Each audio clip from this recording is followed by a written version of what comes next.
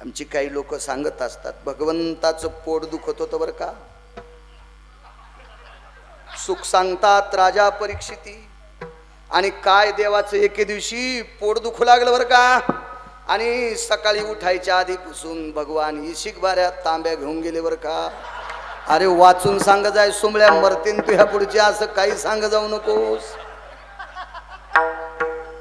आणि काय देवाचं पोट दुखू लागलं बरं का. मोठाली डॉक्टर तिथं बोलवली बरं का. अरे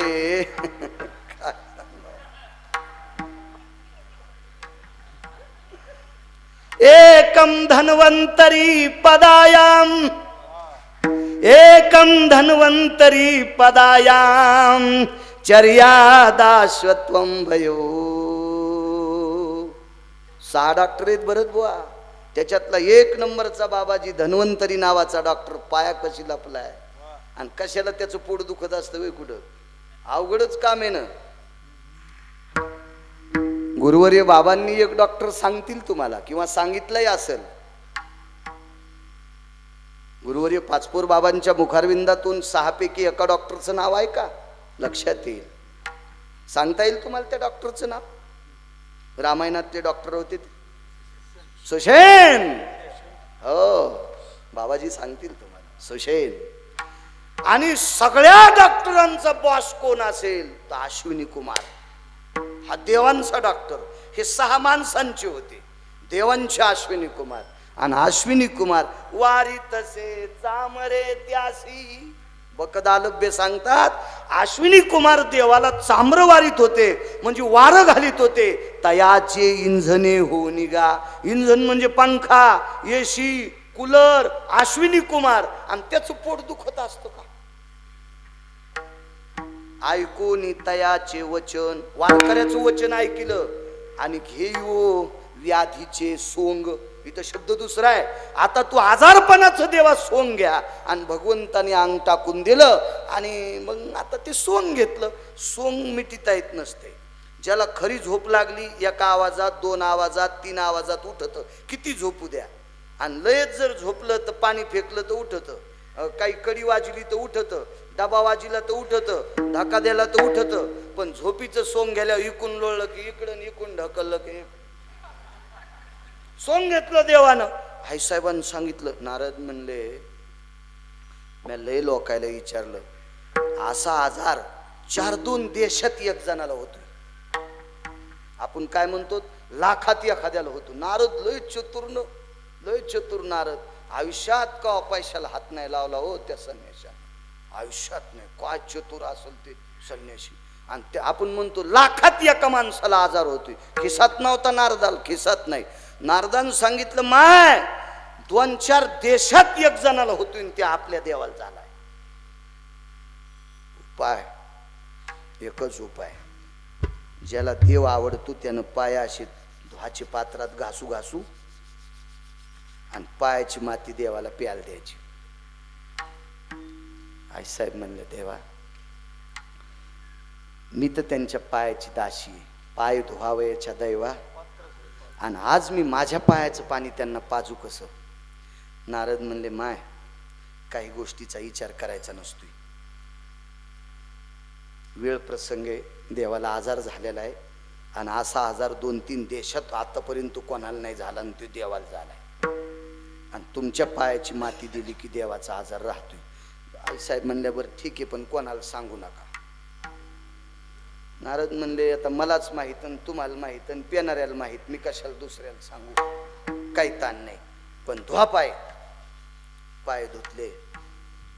सोन्याच्या पेल्यात पाणी घेतलं. तुमच्या हातानंच द्यावं लागतंय. देवाकडे गेले आणि देवाकडे देत असताना पेला असा देवाच्या पुढे टेकला आणि देव पेला पाणी पेणार. भगवान म्हणले प्रभू 1 मिनिट थांबा. लय नारदा फार आजारी नाही तरी सहन करा पण थांबा.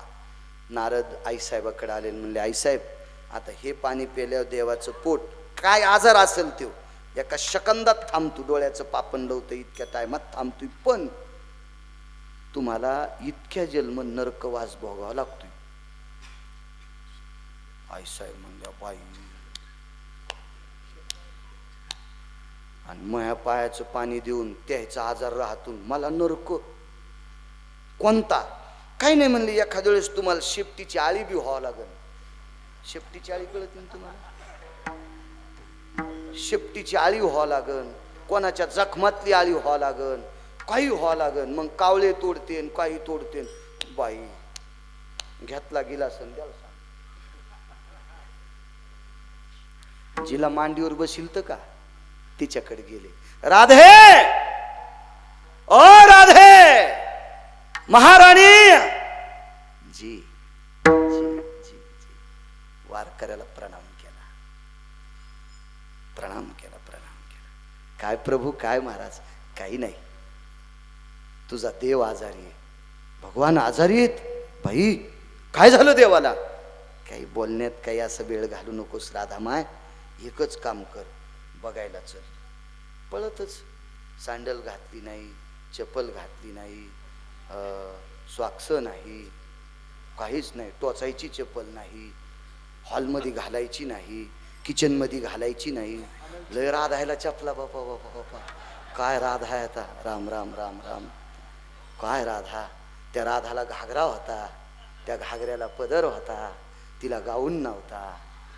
हो, नवऱ्यासंग गोव्याला गेल्यावर 3-4 घालीत नव्हती. हो, अशी राधा नव्हती ना ती, हिशोबातली राधा होती. काय कशा हसत आहेत बघा ना, काय काय राधा. वा वा, काय राधा. हो, 27,000 रुपये बराचच्या फरचीवर टोचायची चप्पल. हे कशाची चप्पल आहे?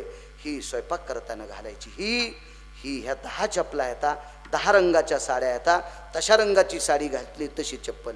ही हॉलमध्ये घालायची. ह्या 2 ही बाथरूम मध्ये, ही त्या दुसऱ्या रूम मधली आहे. म्हणलं बाई अशी एखादी चप्पल आहे का? महाराज घरी आल्यावर फटाफटा हाणायची. ती म्हणली तशी नाही. म्हणलं असली तर सांग बाई, मी मोग थोडं उचलितो निघतो. हो राहू दे, मी आपलं तिकडंच झोपल एखादं कुठं बी. नको म्हणलं माय. म्हणली तशी महाराज हाणायची नाही. हो हो, आणि तसा महाराज आल्यावर हाणल्याशिवाय राहणार बी नाही. महाराजानं बी हिशोबात वागावं ना. हा, राधा काय साध्या नाही तर बाप्पा, लाल करते त्या महाराज चुकल्याच्या नंतर. हिशोबात वागलं पाहिजे. राधा तशाच आल्या. बाबा काटे असतील, कुठे असतील, नाली असेल, वलसर भाग असेल, वाळलेला भाग असेल, कोरडा शुष्क काय असेल, तशाच असते. नारदान सांगितलं राधे रडून जिरवायचं नाही. महाराणी रडून जिरू नका. देवाचा आजार थांबवायचा असेल तर एकच औषध आहे, हे तुमचे पाय, याचं पाणी देवाला पाजायचं. राधा राणीनं पाय धुतलेत नाही. आपल्याकडे पित्र जर राहिलोत ना आपण कोणाचा, तर आधी आपल्याला आपले पाय धुवावे लागते. आधी पाय आपल्याला आपले धुवा लागते, आणि मग आपण पाटावर उभं राहिले होते आपले पाय धुतून एखादा थेंब असा लावला तर लावतो, इकून नाही तर इकून इकून करतो. आता असा करतो सोडून देतो. ते हिशोबात असला पाहिजे. पितर बिन लय माणसं भारी असते पुढचे. वान कोणाचा पितर लक्षात येईल तुमच्या. झालात पितर व्हाच्या लायकीचे आता तुम्ही. आधी आपले पाय आपल्याला धुवा लागते, तर मग पाटावर पुढचा व्यक्ती बाप समजून आपले पाय धुत असतो. राधेन स्वतःचे धुतलेत नाही पाय. आधी इकडे धुतलेत नाही, सरळ ताटातच, आणि भरलं ते काळं मुचूक पाणी. देवाला सांगितलं घ्या. भगवान म्हणले थांबा, पेऊ द्या नारदा, थांबा देवा. राधेनं सांगितलं नारदा प्रभू असं का अडवता तुम्ही, कशा करता अडवता? ऐक ना राधा माय, तुमच्या पायाचं. लक्ष्मी आई साहेब बाजूला बसलेल्या होत्या.